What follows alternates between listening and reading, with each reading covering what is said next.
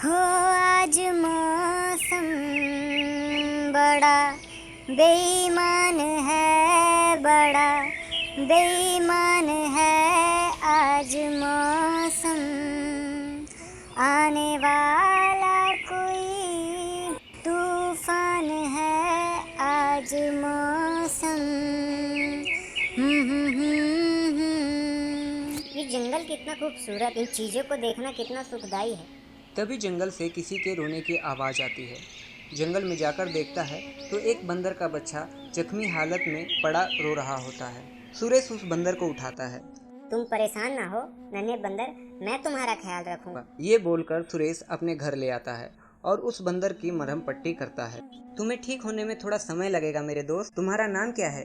मोमो। यह सुनकर सुरेश एकदम से चौंक जाता है। क्या तुम बोल सकते हो? बंदर: हाँ मैं बोल सकता हूँ। वाह क्या बात है, अब तो हम बहुत अच्छे दोस्त बन सकते। दिन बीतते जाते हैं। सुरेश और मोमो में गहरी दोस्ती होने लगती है। दोनों एक दूसरे का ख्याल रखते हैं और बहुत खुशी खुशी अपना जीवन बिताने लगते हैं। एक दिन सुरेश मोमो से बोलता है, मोमो, मुझे सेठ के यहाँ पे नौकरी मिल गई है। अब मुझे कुछ दिनों के लिए सेठ जी के पास जाना पड़ेगा और तुम्हें अपना और इस घर का ख्याल रखना पड़ेगा। मैं कुछ दिनों में वापस लौट आऊंगा। मोमो यह सुनकर बहुत उदास हो जाता है और उसकी आंखों में पानी आ जाता है। मेरी जिंदगी सवारी मुझको गले लगा के बैठा दिया फलक पे, मुझे खाक से उठा के यारा तेरी यारी को मैंने तो खुदा माना, याद करेगी दुनिया तेरा मेरा अफसाना, तेरे जैसा यार कहाँ ऐसा याराना, याद करेगी दुनिया तेरा मेरा अफसाना। सुरेश सेठ के घर पर सेठ का काम बड़ी ईमानदारी से करता है और सेठ सुरेश को बहुत पसंद करता है। यह सब देखकर दूसरे नौकर सुरेश से बहुत जलते हैं। रामू: देखो ये सुरेश का बच्चा कितनी मेहनत करता है, सेठ तो बस इसी की तारीफ करते रहते हैं। सामू: इसको ठिकाने लगाना पड़ेगा वरना ये हमारा सब कुछ ले लेगा। रामू और सामू दोनों मिलकर एक चोरी का प्लान बनाते हैं। वो दोनों मिलकर सेठ का सोना चुरा लेते हैं और दोनों थोड़े से सोने के सिक्के सुरेश के कमरे में छुपा देते हैं।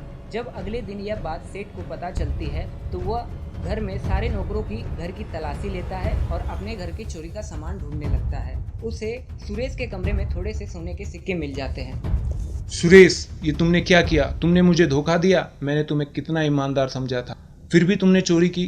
तुम्हें इसकी सजा जरूर मिलेगी। बताओ कहाँ है मेरे और सोने के सिक्के? सेठ जी, सच में मुझे नहीं पता, मैंने कोई चोरी नहीं की। मुझे सच में नहीं पता कि मेरे कमरे में कैसे आए। कैद कर लो इसे जब तक यह अपना गुनाह ना कबूल कर ले।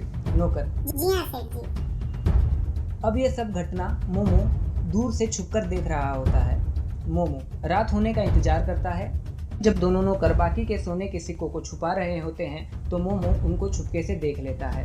रामू: सामू जल्दी करो वरना कोई हमें देख लेगा। सामू: तू टेंशन मत ले, आज तो हमें सोना भी मिल गया और सुरेश भी ठिकाने लगा। ये कहकर दोनों बहुत जोर से हंसने लगे।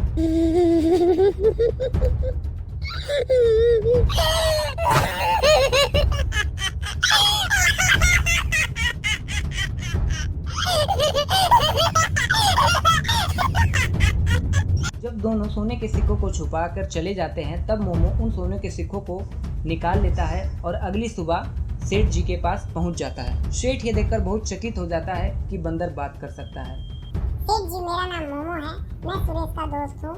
मेरा दोस्त सुरेश बेगुनाह है। ये आपके सोने के सिक्के, आप कृपा करके सुरेश को छोड़ दीजिए सेठ। तो ये चोरी तुमने की? नहीं सेठ जी, जब सुरेश आपके यहाँ काम करता था तो मैं उसे रोज चुपके से देखता था। मैंने आपके नौकर रामू और सामू को चोरी करते हुए आपके कमरे में देखा था और उन्हीं ने सुरेश के कमरे में थोड़े से सिक्के को छुपाए थे। मैंने रात को इनका पीछा किया जब ये बाकी के सोने के सिक्कों को छुपा रहे थे और इनके जाने के बाद वो सोने के सिक्के मैंने निकाल लिए और आपके पास ले आया।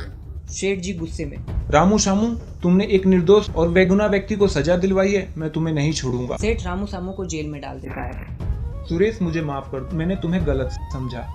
तुम आजाद हो। ये कहकर सेठ सुरेश को बहुत सारा धन दे देता है और उसे रिहा कर देता है। सुरेश मोमो से, आज अगर तुम नहीं होते तो शायद मैं कभी बाहर नहीं आ पाता। आज तुमने मेरी जान बचाई।